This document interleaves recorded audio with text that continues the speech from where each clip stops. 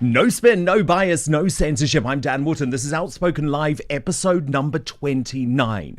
And breaking right now, the dying Conservative Party has decided, in its wisdom, that its real enemy is Nigel Farage, with every leadership contender banning the Reform UK star from joining their party. Possibly that will damn the world's most successful political movement of all time to irrelevance forevermore. Oh, they've also decided to blame him for the riots too. More on that soon. But in my digest today, I'll show you how the UK has become an international laughingstock as the jail sentences dished out to folks simply exercising their right to free speech become more severe and dystopian. Also coming up on the show, Father Calvin Robinson goes to war with Justin Welby, the Archbishop of Canterbury, over his attacks on the far right. He's here to tell me why.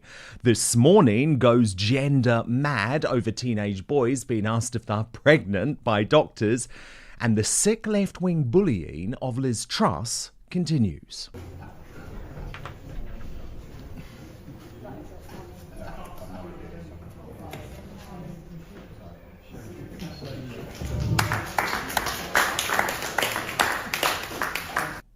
She's lashed out at that moment. I'll tell you what she said. Plus, why is Prince Harry missing his uncle's funeral, his own uncle's funeral, over security concerns? It was going to be in Norfolk, while travelling this week to Colombia.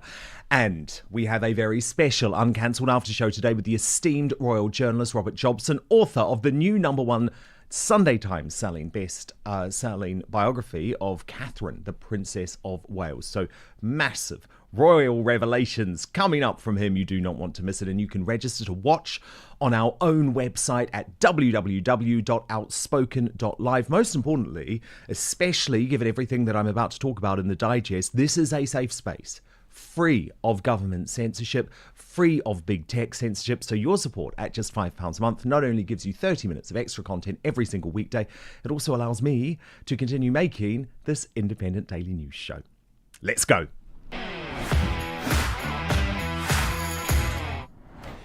A retired 61-year-old former train driver from Sutton has become the latest victim of two-tier care's woke Stasi. Now, David Spring, he has been jailed for 18 months. But he hasn't been jailed for violence, but for hurty words. So while attending the Whitehall demonstration after the Southport massacre 2 weeks ago to, in his words, complain about people being put up in hotels, he shouted abuse at the police officers and joined the tasteless chant, "Who the F is Allah, Allah, Allah," which is a popular song at some of these marches, according to the mainstream media. Now, this is behaviour he's very embarrassed about. In fact, he says he's ashamed about. He's apologised. This is a man of exemplary character. Previously, anyway. He's the full-time carer for his ill wife. But he was sent down immediately by the judge, who was instituting authoritarian Slippery Starmer's approach of zero tolerance for free speech. As the Conservative commentator Chris Rose posted on X, 18 months for this?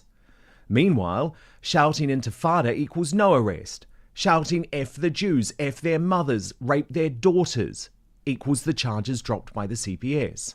The genocidal from the river to the sea slogan against Jews projected onto Big Ben equals no arrests. A similar theme from Maya Tusi, who juxtaposed the story of the Sutton man with a headline that read, "All charges over convoy who shouted rape Jewish daughters are dropped." Maya then added, 2 headlines, 2 legal judgments, 2-tier country. This is the United Kingdom. There are so many of these stories in the UK now where free speech is dead. Take this man. And Darren Grimes told his story today by writing, "I honestly can't believe what I've just read." Sellafield worker Lee Joseph Dunn was given a prison sentence after appearing at Carlisle Magistrates Court for sharing 3 Facebook posts. Prosecutor George Shelley explained the posts showed groups of Asian men with captions like "coming to a town near you after hopping off a small boat," and "when it's on your turf, then what?" One image even depicted a man wielding knives in front of the Palace of Westminster. As Darren says, let's be clear, none of these posts incite violence, which should be the only threshold for jailing someone over their speech. But here we are, tossing someone in prison for expressing a few, however controversial, views. Even if you disagree with what Dunn posted, you should be deeply concerned by this new totalitarianism. What will you do if one day your own speech is deemed hate speech by this ever-expanding definition? It's not hyperbole to say that free speech in Britain is on life support. And Sly News has seemingly been celebrating a 12-year-old being caught up in the legal system as a result of the riots. 12 years old, come on. Responding to Northamptonshire police sending down a young man for social media posts, our guest today, Father Calvin Robinson, wrote, "Knife crime is at an all-time high in the UK. Our country has major problems with burglary, fraud, domestic violence. Remember when governments used to encourage the police to address these issues, like the war on drugs? Well, now we have a war on hurty words on social media." This is all so over the top.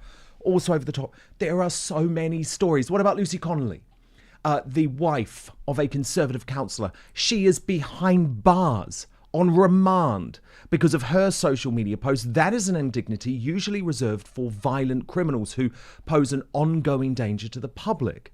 As Sean B.W. wrote, remand should only be used if the suspect is likely to commit further suspected crimes. What would Lucy Connolly do? Another exasperated post inspired by the murder of 3 girls in Southport? This is pre-trial deterrence and surely an abuse of the judicial process. How can our media and our political elites not realise that this is nuts? And it's sowing further discontent, because punishing rioters for violence is one thing, but these trumped up charges based on angry social media posts represents a very slippery slope. Thank God our American friends seem to realise what's happening. Here's Ted Cruz. Free speech is under assault in the United Kingdom. They are sentencing people to jail for social media posts. It is tragic. The Magna Carta is on fire. And the question is this coming to America? The United Kingdom is threatening to go after Americans, including Elon Musk, who they're targeting directly, and try to prosecute them for free speech. Kamala Harris and Tim Walz embrace the same radical views. The Magna Carta is on fire. Think about that. Think about our reputation around the world. And what's most shocking is that when Two-Tier Care was Director of Public Prosecutions, failing to press charges against BBC paedophile Jimmy Savile, by the way, but when he was Director of Public Prosecutions, he actually seemed to believe in free speech. Listen. Where a communication is, as it were, merely offensive, grossly offensive, etc., then principles of free speech and free expression require there to be a high threshold and dictate that a prosecution is unlikely to be in the public interest in many of those cases. And the factors which will suggest people might not be prosecuted include things like deleting it quickly if you've sobered up in the morning. Can you explain about that? One thing that's very important in this area is that where free speech protects the subject matter, a prosecution must be proportionate. And when considering whether a prosecution is proportionate, the question of whether a communication is removed quickly, whether the individual expresses remorse, whether access to the communication is blocked, these are obviously relevant to any assessment of proportionality. And will it be more or less likely for individuals to be prosecuted criminally now when they're using Twitter or Facebook, do you think? It's not possible to say whether it's more or less likely. There simply haven't been enough cases. But this is clearly signalling that in those cases that are protected by freedom of expression, then there's a double safeguard, a high threshold, and consideration of the public interest before a prosecution will be brought. So what has happened to that Keir Starmer? Well, let me tell you, power corrupts. Two-tier Keir knows he can't solve the very real challenges facing the UK with his hard left policy prescription, by throwing open the borders. So he'll just try and shut up his rivals and work with a compliant mainstream media who also want to censor social media and free speech to save their own dying asses. It's so wrong. And we must not blindly accept this sort of extremism. But now it's time to bring in today's outsider, Father Calvin Robinson.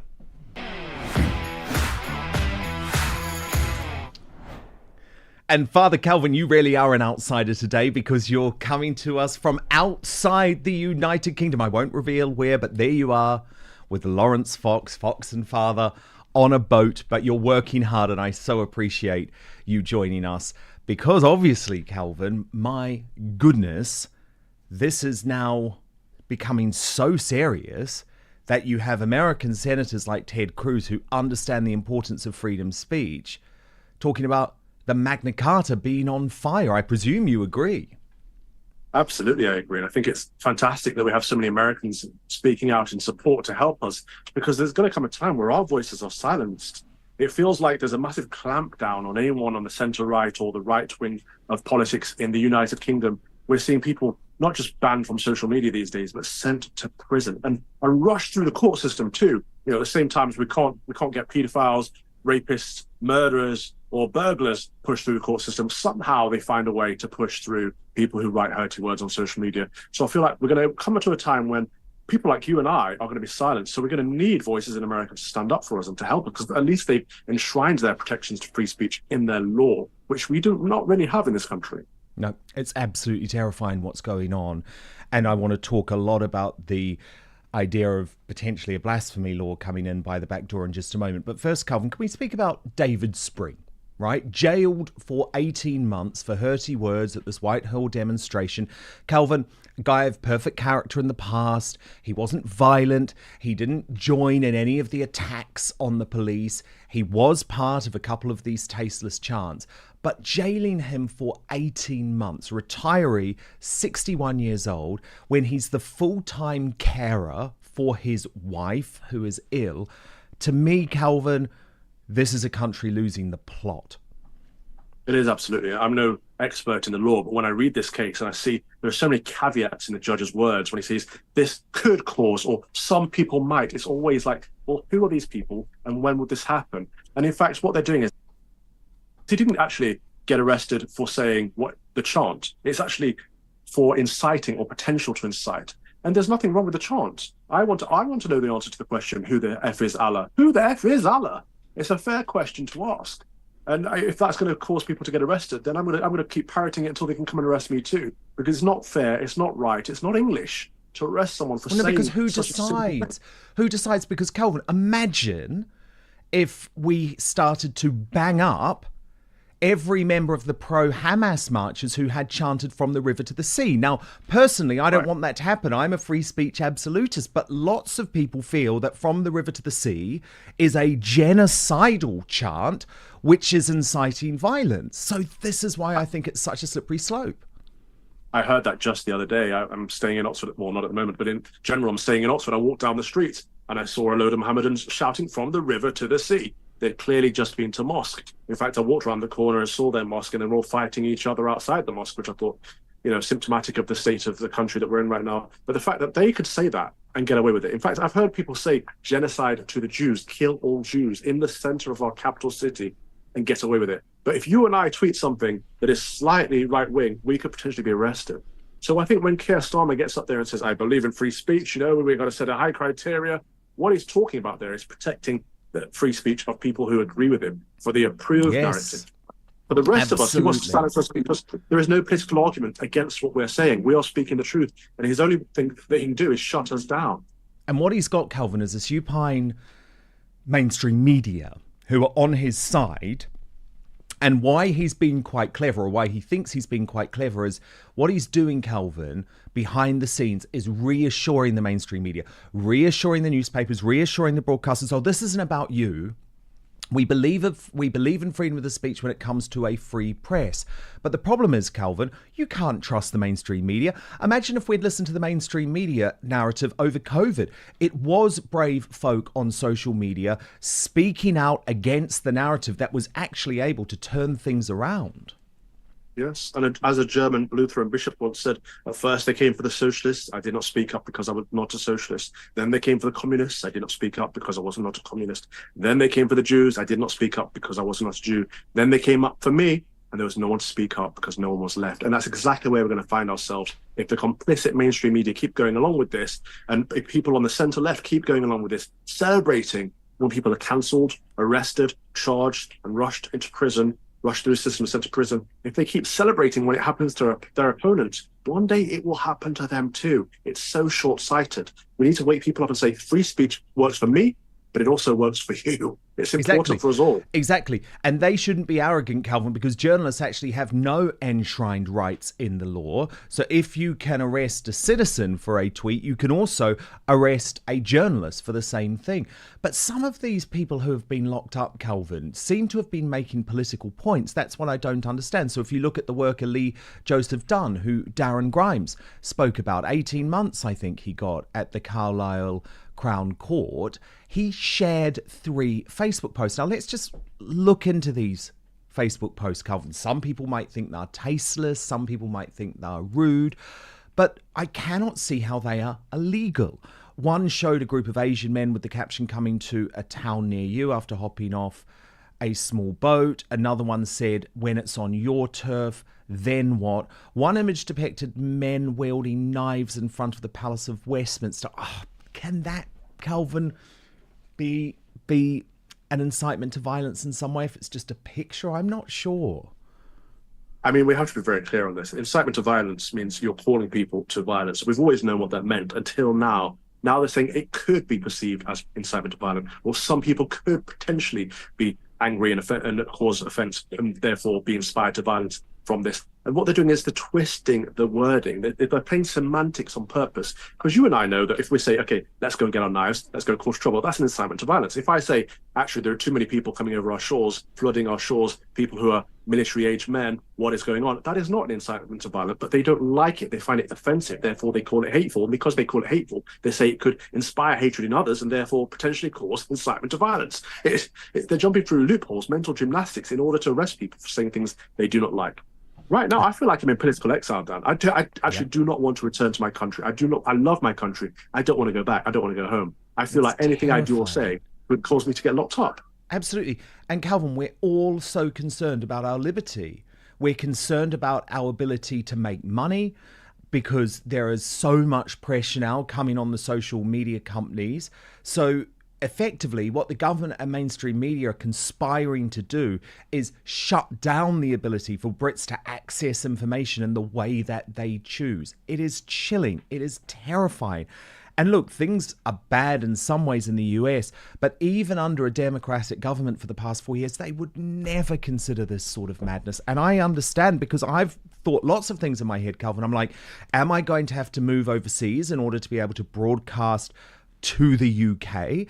And then I've also thought, Calvin, what are they going to do, these social media platforms, when this new law comes in? Because, by the way, these new laws, these chilly new laws that Starmer wants to introduce, the idea of harmful but legal speech and social media companies having to be able to remove it, that doesn't protect Tucker Carlson or Megyn Kelly or Steve Bannon or Dave Rubin or Dan Bongino or Ben Shapiro just because they're broadcasting from the US. So are we really going to be in a situation where platforms that believe in free speech, like X and like Rumble, will not be able to operate in the UK? They would have to geo-block, which would make us like China, like North Korea, like Russia. And mark my words, that's what these laws are designed to do.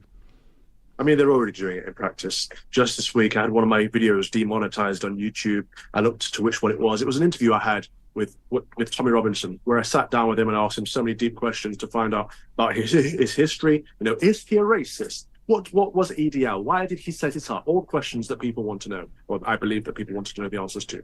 YouTube took it off, said this cannot be monetized because it's with a dangerous individual. Like, what's dangerous about information? What's dangerous about asking the person, what does he truly believe in? Like, they could say, well, you're inciting violence if you're saying, okay, get out on the streets and cause violence. But if you're just having a conversation with someone, it can't do that. So on the one hand, they're already taking away the opportunity for individualism and individual journalism and actual civil journalism away from the mainstream media and the legacy media who are corrupt. They're taking away our opportunities.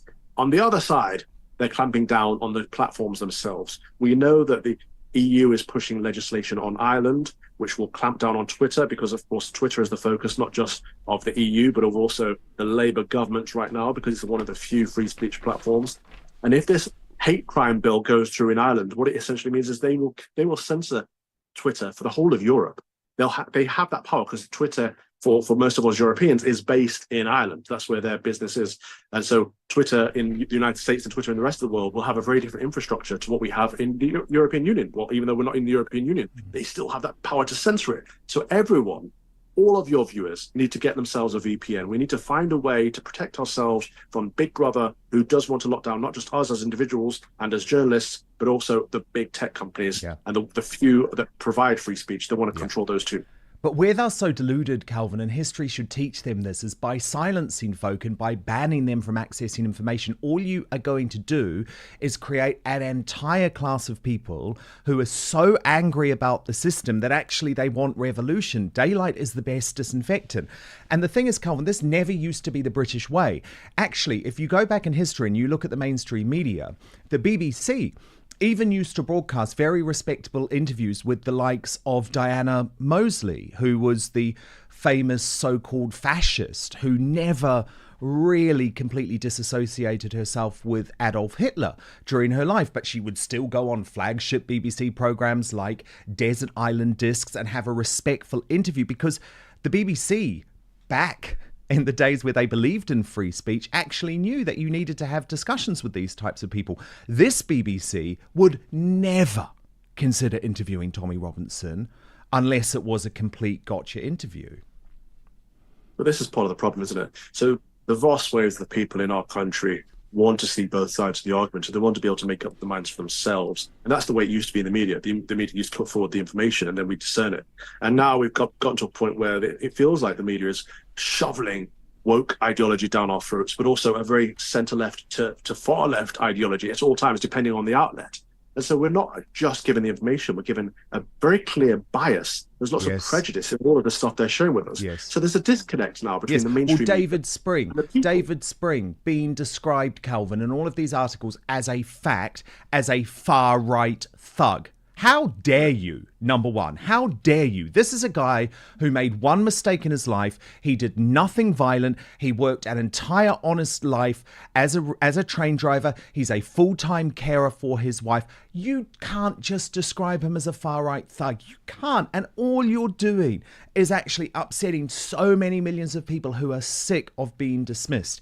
And on that note, Calvin, that brings me to your row this week. I guess row part number, 999, with the Archbishop of Canterbury, Justin Welby, who wrote this column in The Guardian, which got you mad, where he said, "Have no doubt far-right groups are unchristian and their use of our imagery is an outrage. Fairness, equalities, ties that bind, that's what we seek now." But Calvin, you responded actually in a couple of ways, but you said perhaps if you really want to find a way to live together, calling ordinary Britons far right is not the best place to start. People are mourning, angry and frustrated. You should be a pastor in this moment, not a false accuser. Claiming Christianity as your own with exclusive language like our imagery is really not going to help your cause. I find it frustrating, Dan, because this is the job. The job of this man is supposed to be the pastor for every single person in England. He is the first among equals in the Church of England. Whether you go to church or not, he is supposed to be there for you. And so when the nation is divided, as it is right now, and we're seeing people rioting on the streets, he should be there offering an alternative, saying, come to church. Doesn't matter what your politics is. Doesn't matter what your ethnic background is. Doesn't matter what your family background is. Come to church. We have a place for you. Instead, he is saying, you people out there, you're all far right. You are the problem. He's pointing fingers.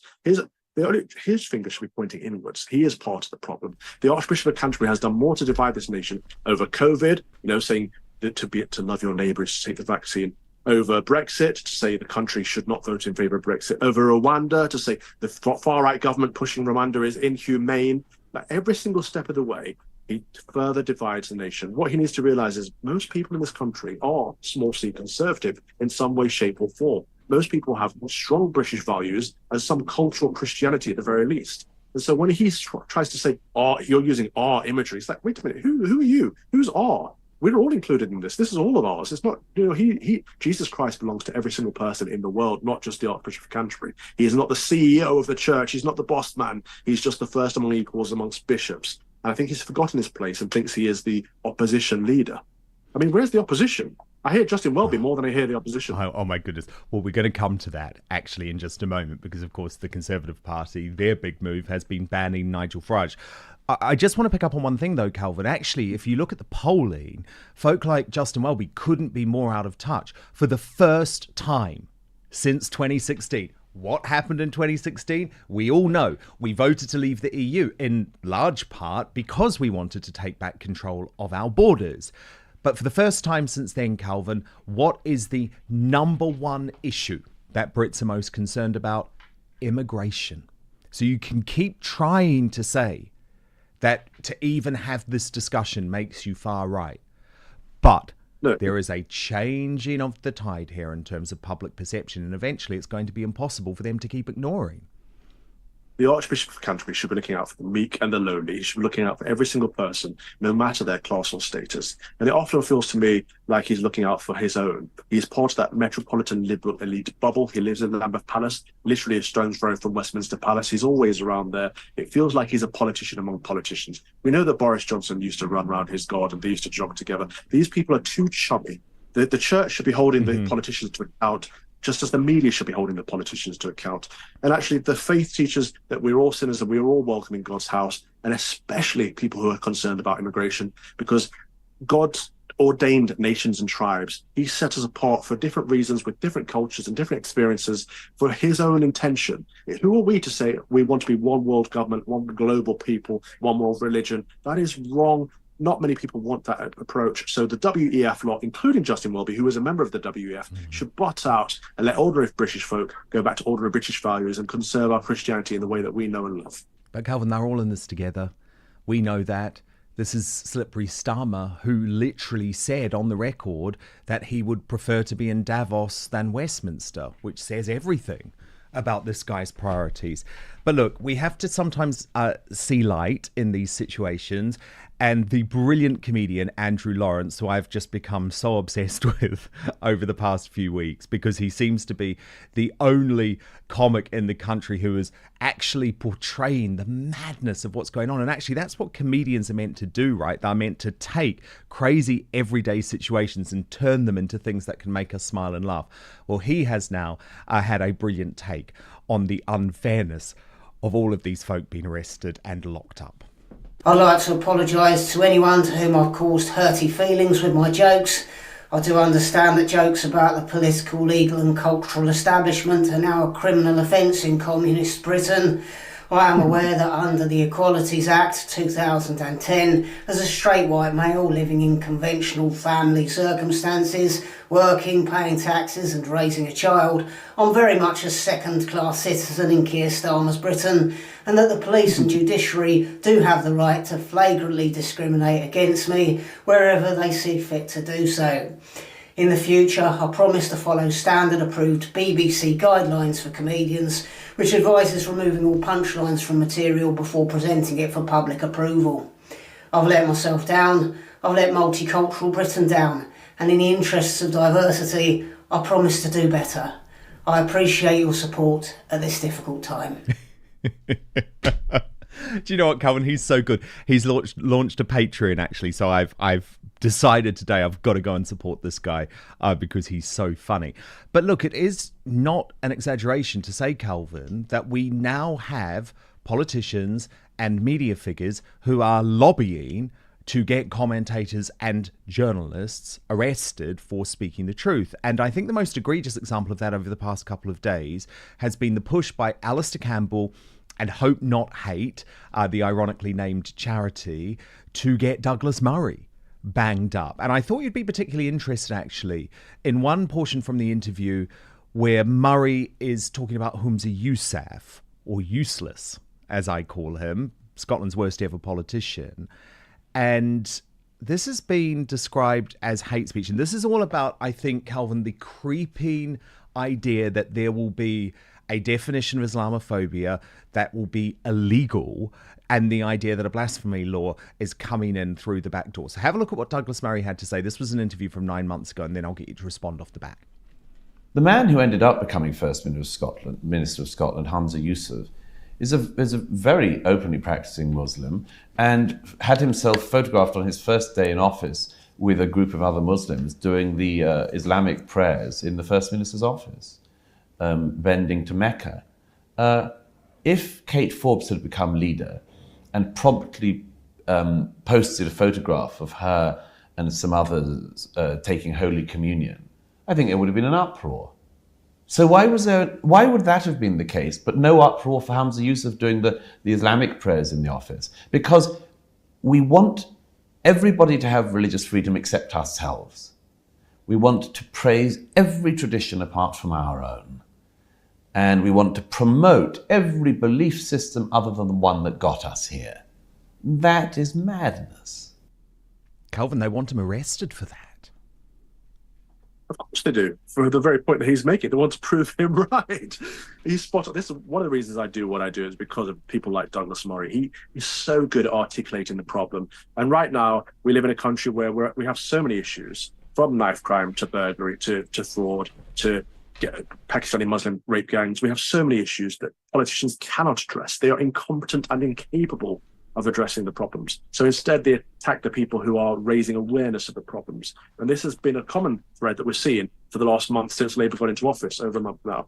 And so they will continue to attack people like Douglas Murray, people like yourself and me, and they will continue to shut us down and silence us because they cannot approach the issue. And Douglas Murray is absolutely right. If Kate Forbes, a good Christian woman, had got into office as the First Minister of Scotland, there is no way on earth anyone in the mainstream media would have been happy with her praying or receiving Holy Communion as her first act of service. And not to forget, Humza Yousaf actually he segregated the men from the women and got his rugs on the floor and got his bum in the air straight away. People didn't seem to take issue with him being misogynistic in that way because it's an exotic faith. There's an old-fashioned, almost racist attitude to anything that's foreign or exotic. It must be held to a different standard. Whereas Christianity is because it's our own, we can look down our noses at it. But anything that's Mohammedan or a different faith, we should just encourage it and support it blindly. It doesn't matter what they do, and that's wrong.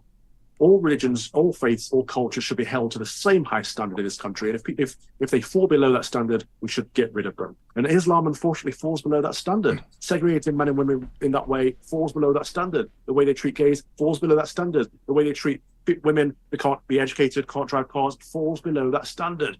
From the very foundation of that faith, set up by a prophet who proclaims to marry someone at 6 and consecrate that marriage at 9, falls far below our standards. Every single person in the West should be disgusted at that fact. But they turn a blind eye because it's foreign, it's exotic. We cannot hold it to the same degree. Well, not only do they turn a blind eye, Calvin, they literally want to make an exchange like this illegal. Yeah. And Christopher Hitchens warned of that 14 years ago. He warned that this is where we were heading. The right ignored him, so they did nothing to enshrine free speech in the UK. And now we have Sadiq Khan, unfortunately one of the most powerful politicians in the country, lobbying Keir Starmer to institute exactly that sort of law.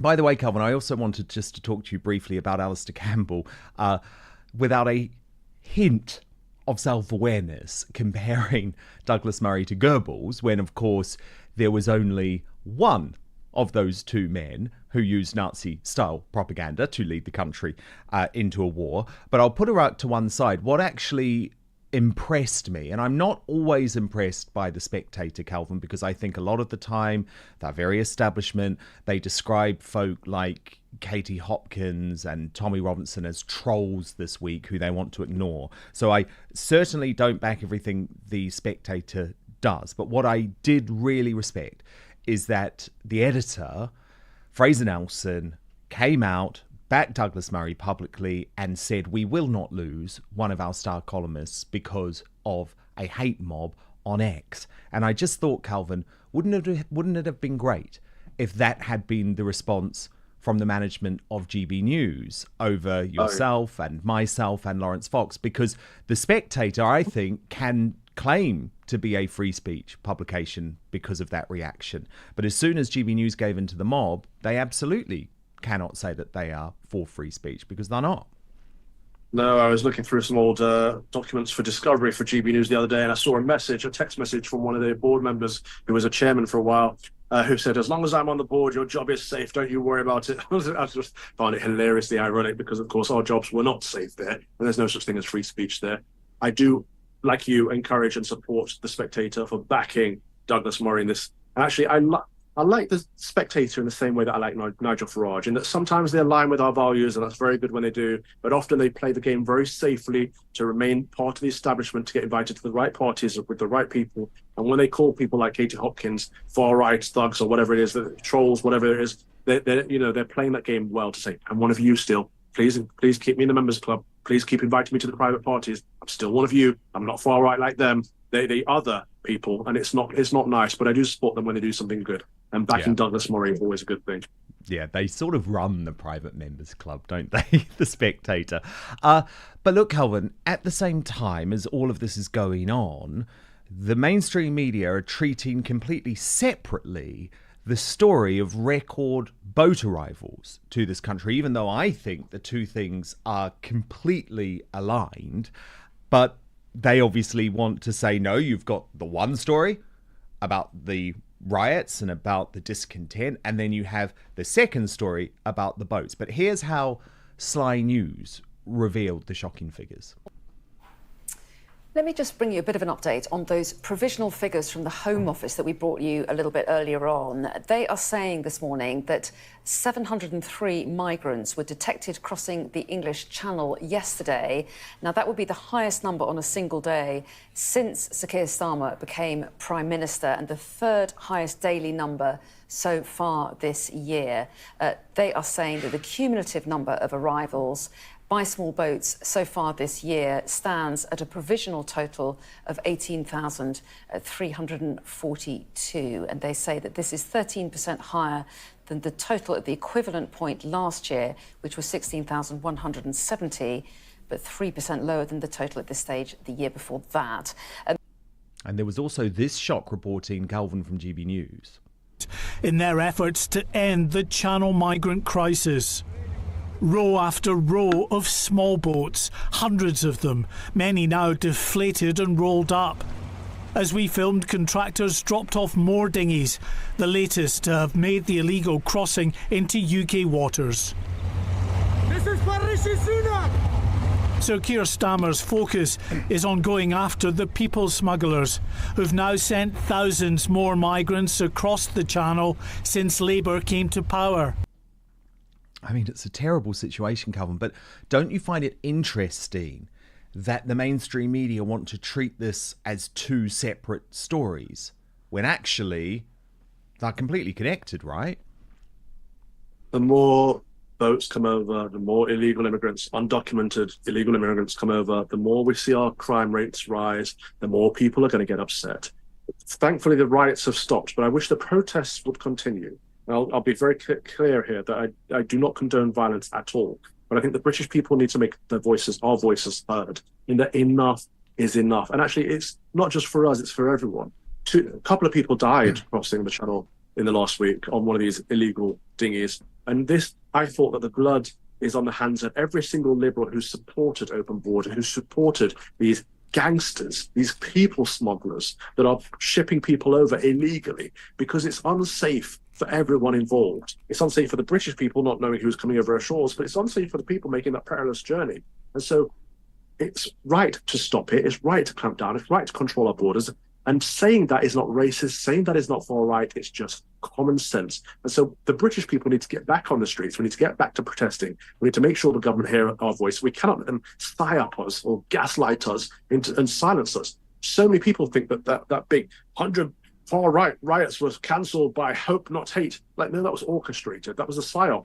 by the government and Hope Not Hate in order to make it look like they're in control. They're not in control. We are in control.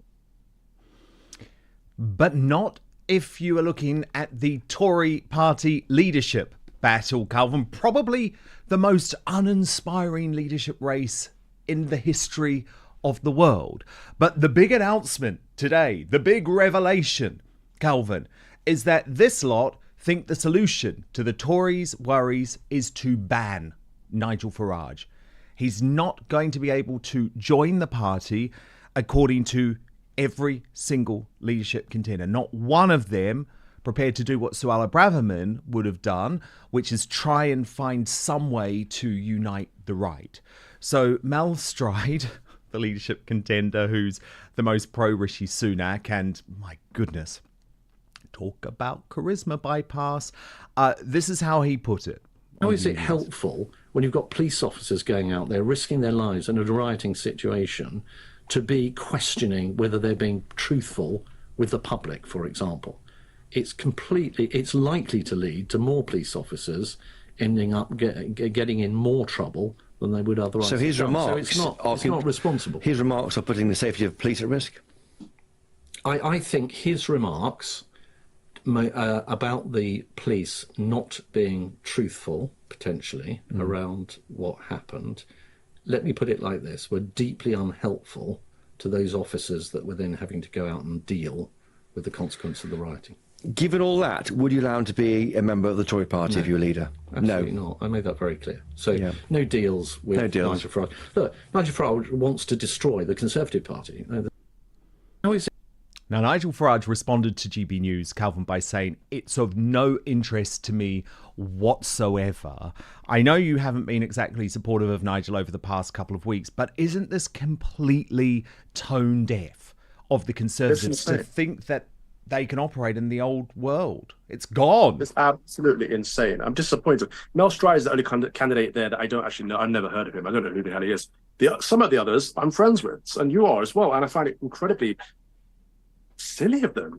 I mean, I would have thought of those names listed, at least Priti Patel would have said Nigel Farage is welcome in the party. It's shocking that not one of them is willing to stand up and say, this is a guy who seems to connect with the British people in a way that our party no longer can.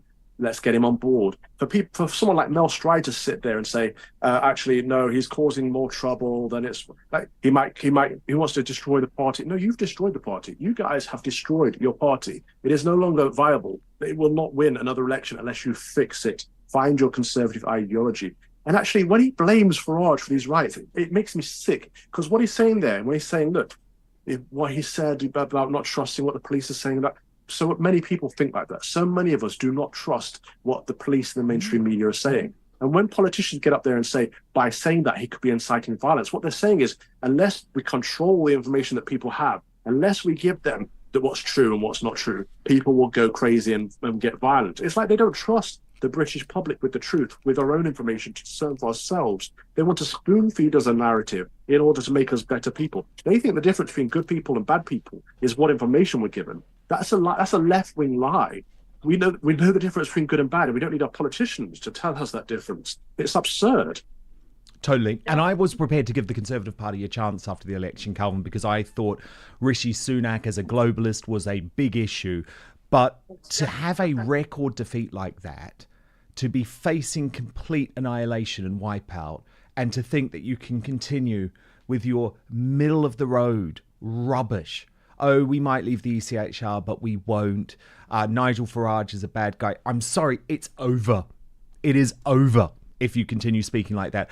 Probably the best of the bunch so far, Calvin, has been Robert Jenrick. So it's no surprise that Humza Useless has decided to attack him today. Look at this. So he was responding to the fact that Robert Jenrick stated fact, which is that migrants under Labour will be prioritised for council houses. But Useless said 10 days after far-right thugs tried to set fire to a hotel reportedly housing asylum seekers, Robert Jenrick comes away with howler of a dog whistle. Absolutely shameful. He isn't fit for public office, let alone leading the opposition. So this is what the Tories worry about, don't they?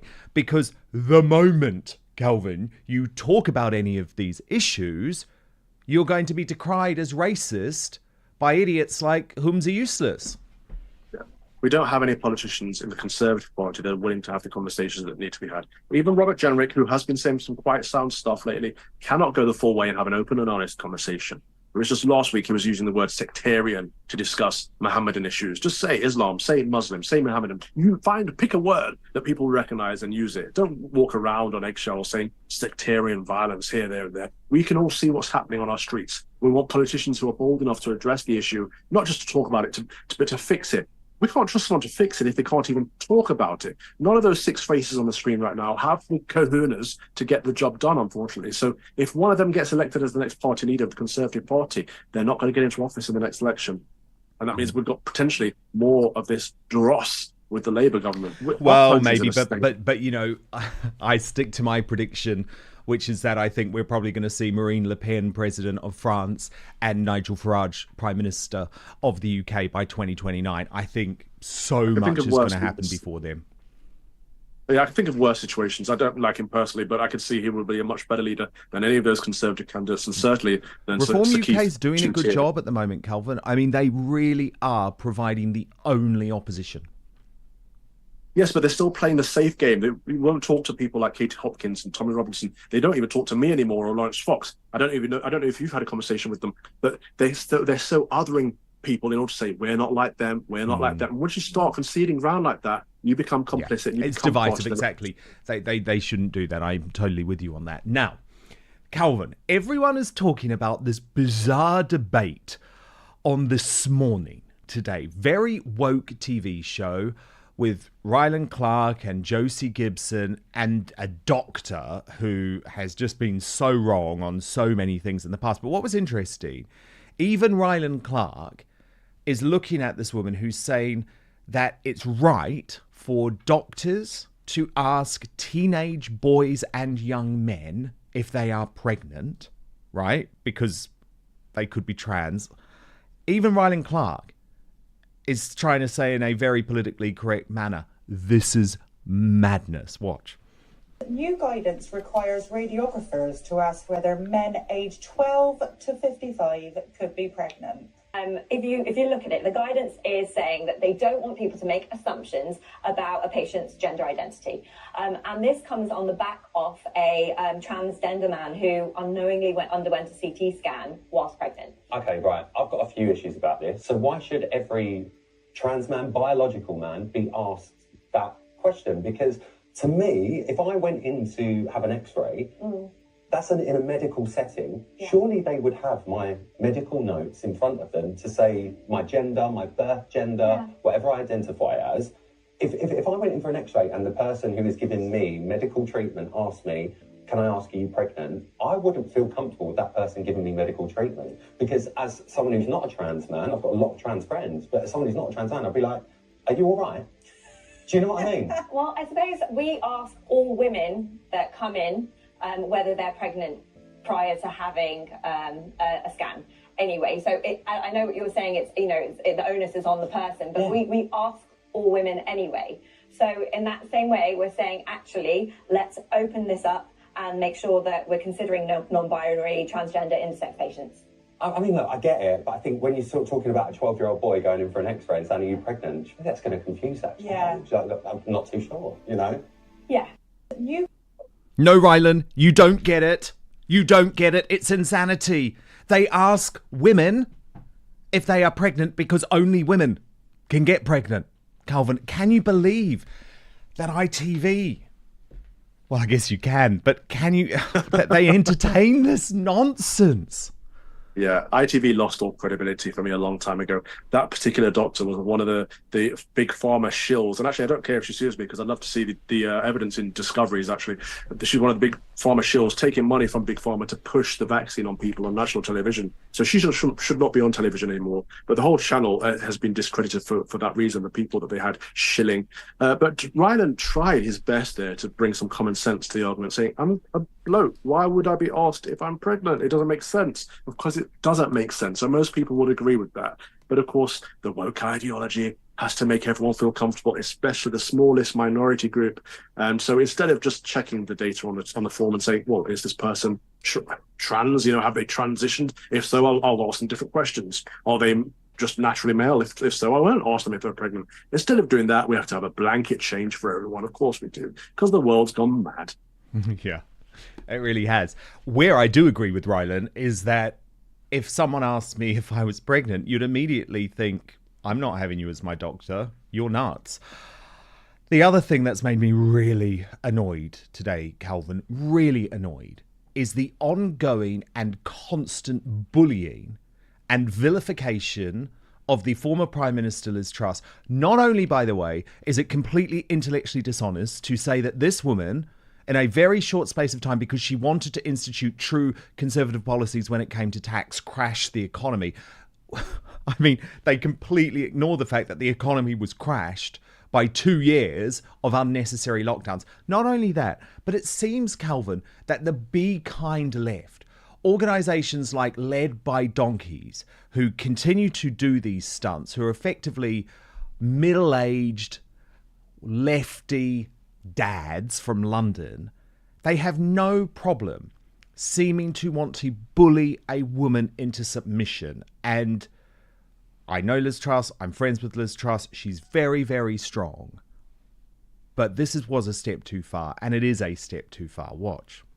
Well, I support Trump and I want him to win. But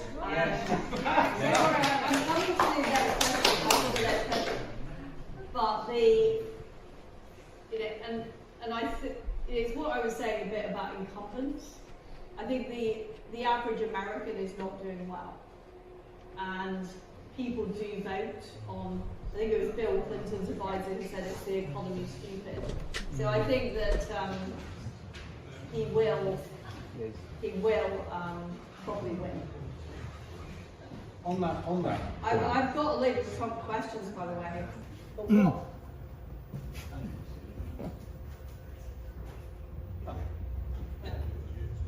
No idea where that's come from.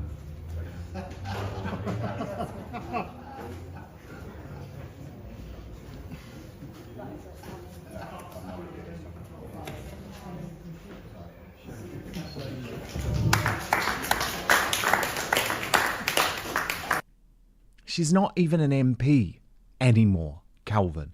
It's like, do they just want personal destruction? When does it end? Yeah, she's strong and she can take it, but that's not the point. This is no way to treat a person. If she's giving up her time to have a conversation, whether it's an interview or Q&A, then be respectful. In fact, that's something the left could model more. Having conversations with people that they disagree with, because it's something that we try to do on the right. You always did it on your panel every single week. You have people you disagree with, and you try to have an open and honest conversation with them. And actually, that's how the world used to be. That's how we find out if we're right or wrong. And actually, we test our own ideas. But the left don't seem to be able to do that anymore. They demonize and they call us haters for disagreeing with them. But at the same time, they hate us for disagreeing with them. And so they do things like this because they see us as less than human. And I hate to draw parallels, but there is a certain time in recent history when fanatics on one side of the political spectrum saw the enemy as less than human and caricaturized them as such, vilified them in cartoons. And this is what the left seems to be doing now with people on the right. You're so right, Calvin. It's less than human, because when everything was going on with me last year and there was this deranged campaign to destroy me and cancel me, and it was driven by the left, it was driven by folk who were completely actuated by malice and were basing everything they were doing on lies, I sometimes said they don't view me as a human. They're treating me as if I'm subhuman. They don't care about the truth. All they want to achieve is destruction. And luckily I'm strong too. And I was never going to allow them to win, especially given that I knew the truth.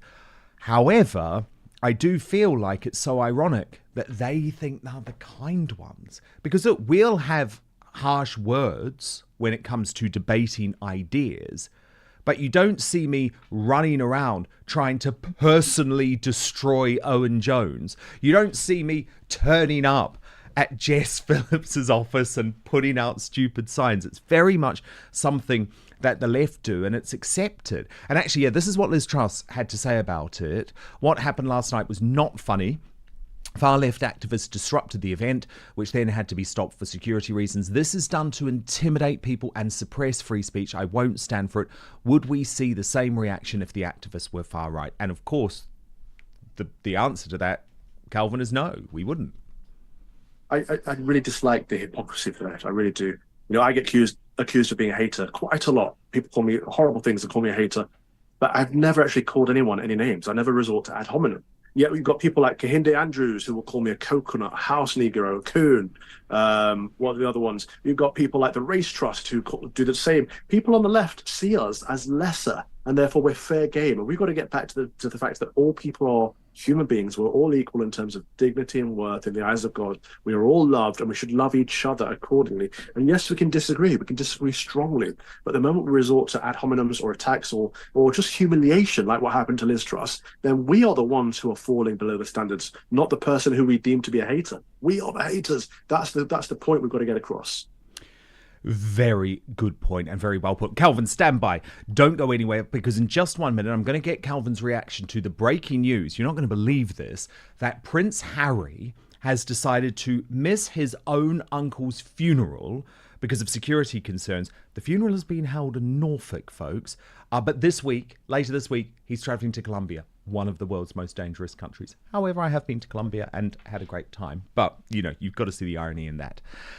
First, though, what's so important about being independent is that I'm only ever going to tell you about products that I use and truly believe in, and that will improve your life. So today, that's why I'm going to talk about Verso, my first ever sponsor, actually, of Outspoken. Now, as you know, I've entered my 40s, and trying to stay healthy as I age has become important to me. And there's lots of ways that I've tried to focus on my health, exercising, 16/8 fast. However, scientists like David Sinclair have proven we can now reverse aging with interventions that go beyond healthy habits. So I was looking for a product that would enhance everything I was doing, but also I needed it backed up by solid evidence. So that's why I really recommend Cell Bean by Verso. It has scientifically proven ingredients that fight the effects of aging by increasing NAD+ levels, which is the stuff that powers every cell in your body. I've been taking the product for a number of months now. I take it at the start of the day. It's been transformative, genuinely. Fasting so much easier. I've lost fat. I'm eating less too. That's because of the blood sugar regulation effects of the product, but I'm also sleeping better, have more energy. This product has taken years off me. I would love you to experience the same thing. Verso publishes third-party testing from each batch produced to guarantee that you're getting what you paid for as well. And because Outspoken was the very first Verso were the very first people to sponsor Outspoken, we have an amazing offer today. If you head right now to buy.ver.so/outspoken, you will save 15% on your first order. All you need to do is use the coupon code Outspoken. The link, I'll put it right now, or I think it's already there in our YouTube and Rumble description. But to repeat the address, buy.ver.so/outspoken. Use the coupon code Outspoken. But now back to the show, and Calvin Robinson returns. And Calvin, breaking right now, shocking news that Prince Harry will not return to the UK for his own uncle's funeral. This is Robert Fallows, who is the husband of Diana's sister, who Harry claims to be very close to. And Calvin, what's most shocking is the reason behind this. He says it's because of security concerns. It's because of this ongoing row that he's having with his dad, who he's desperate to step in and force the government to give taxpayers money, our money, Calvin, so he can be protected even though he's no longer a working member of the royal family when he's in the UK. But there's so much irony in this, Calvin, because in the week that he says it's too dangerous to go to Norfolk, which is where this funeral is being held, he's going to go to Colombia instead, one of the world's most dangerous countries. What do you make of it, Calvin? It's just another lefty thing, isn't it? This is what they do. Everything's politics for them. He's making a point. He's making a point to his father. It's not safe for me to come back to the UK unless you give me what I want. It's like a toddler having a tantrum.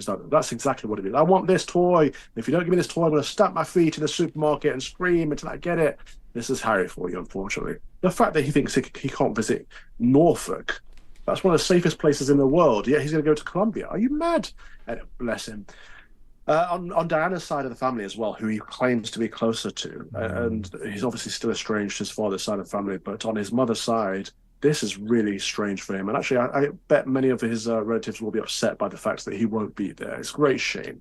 I feel sorry for him. I'll keep him in my prayers and hope that he can come around to some common sense and put his left-wing woke politics aside because this is family and nothing's more important than that. I know, but isn't that the irony, Calvin? Constantly, Prince Harry and Meghan Markle are talking about the importance of family, the importance of loved ones. But I will never forget the night, well, it was 2 nights before the late Queen's death. And she had just pulled out of the Privy Council. And I knew that things were not good with her health. And Prince Harry was in the country, Calvin, at the time.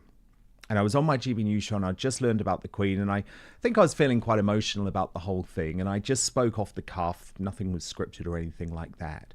But I said, Harry, just go. Forget this feud. Just go to Balmoral now. Go and see your grandmother before it's too late. He didn't. So he hadn't seen her for a long time before her death. And I feel like this is a new low because it's not even about visiting Robert Fallows before he dies. It's about being there for the rest of his family. I mean, could you imagine Diana's reaction to the fact that he wouldn't be at his own uncle's funeral? I know, and I think no matter how estranged he is from his brother, I'm sure his brother would appreciate him by his side at an event like this. And we all do. We've all got families. Every family's got some kind of strain. And, you know, I love my sister to bits, but if I wasn't speaking to my sister and someone in our family died, I know I would be there for her regardless of what had gone on between us, because that's what family does. Blood is thicker than water, and we have to come together in the end. And it's a great, great shame that he hasn't done that for his uncle, but also that he didn't do that for his grandmother. And he will probably have that on his conscience for the rest of his life. Oh, absolutely he will. Absolutely he will. And the thing that I think is so shocking, Calvin, look, there's lots of times that ordinary folk cannot attend funerals because it can be down to cost or not being able to miss work. And that's understandable. But when you're one of the most privileged men in the world, and when you're rich, and when you're not doing it because of a petty row, which, by the way, Calvin, it's never going to be resolved, this row. That's the other frustrating thing with Harry. It's like, can you imagine if Charles, just to appease Harry, overturned a government decision? That's when you start getting into the area of constitutional crisis.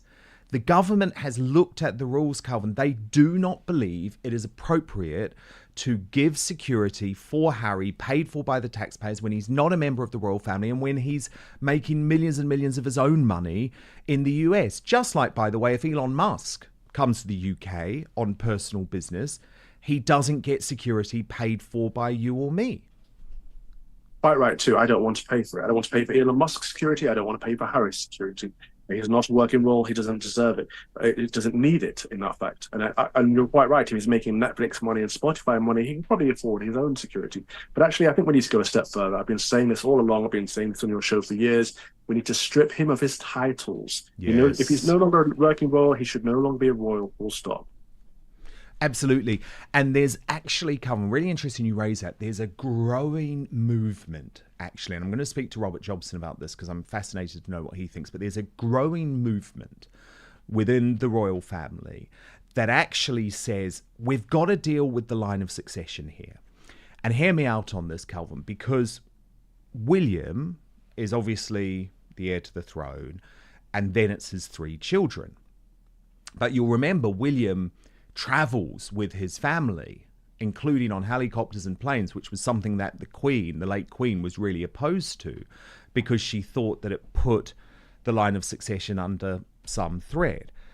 Because, look, you just imagine a worst-case scenario where, and please God, and I don't want to put this out into the universe, but just imagine a worst-case scenario where something happens to William and his 3 children. You're in a situation where you have King Harry and Queen Meghan, which would be the end of the royal family, wouldn't it? So that's why it's not just about the titles anymore, Calvin. It's about, I think, something more significant. It's about looking at a change of law, and this would be very controversial, and I don't think Charles would want to do it. This is the problem, but I think William would want to do it. A change of law that would mean that Harry would be removed from the line of succession. And even more significantly, Calvin, there's another idea which is that you would take George, because you know George is obviously under 18, And if something were to happen to Charles and William, you would take George, he would obviously be king, but you would make Princess Anne his regent. So she would effectively be doing the job of monarch. Because could you imagine if George was king, if something happened to Charles and William, but actually because of the line of succession, Harry would be regent? Yes, I can imagine. And we've had similar situations in the past when King Henry VIII died and Edward VII took over, and politicians essentially took over the king because he was too young to govern for himself. And we could see a similar situation with a woke lefty celebrity from LA, formerly Prince Harry, essentially governing from behind the scenes. That would be dire. That would be disastrous. So yeah, I think they need to seriously consider who's next in line for the throne. Actually, I think Prince William needs to step up and listen to his late grandmother, because yes, family is important. We've said this throughout this conversation, but of course the country is more important. The crown is important. To be honest, I'm usually pretty on side with William about things, but I think it's so irresponsible, Calvin. Yeah. Even the other day, right? Do you remember he went to, what was it? Was it the Olympics? Or no, football, Euros final. And he went with George on a plane. Now, if that plane were to crash, you have a very sick king. You are damning the United Kingdom to King Harry and Queen Meghan. Just don't do it. Just don't take the risk. And I understand it's a bit difficult when you've got young kids and he wants them to live a normal life, but I think they could find a way to make it work for George to go with maybe another member of the family on the plane, or someone who he trusted, or the nanny. Could the nanny not take George on the plane with security? I mean, I have it on very good authority that the king's cancer is getting worse and his health is not in a good state. And so times like this, we need to be extra, especially careful of how we protect the sovereign, how we protect the crown and the future of the sovereign, the future of the crown. So Prince William needs to be taking extra cautious steps to protect his son and have some kind of separation from them when they're traveling, especially by a plane, for the country's sake, because the country will be... I just think it doesn't even matter what form of transportation it is, Calvin. I would say do not travel with George. There is too much at stake. And I would also argue that the royal family should be considering actually removing Harry from the line of succession by law. Because things are going so badly for him anyway, Calvin. Did you see he's lost another staff member this week as chief of staff? Josh Kettler quitting after just 3 months. It's like the 18th member of staff he's lost. I mean, God, what's going on? Why can Harry and Meghan not keep staff? What is it about this pair that people keep leaving or getting fired left, right, and centre? It seems like they're not a nice couple to work for. Yeah, I think that's a pretty fair assumption, Father Calvin.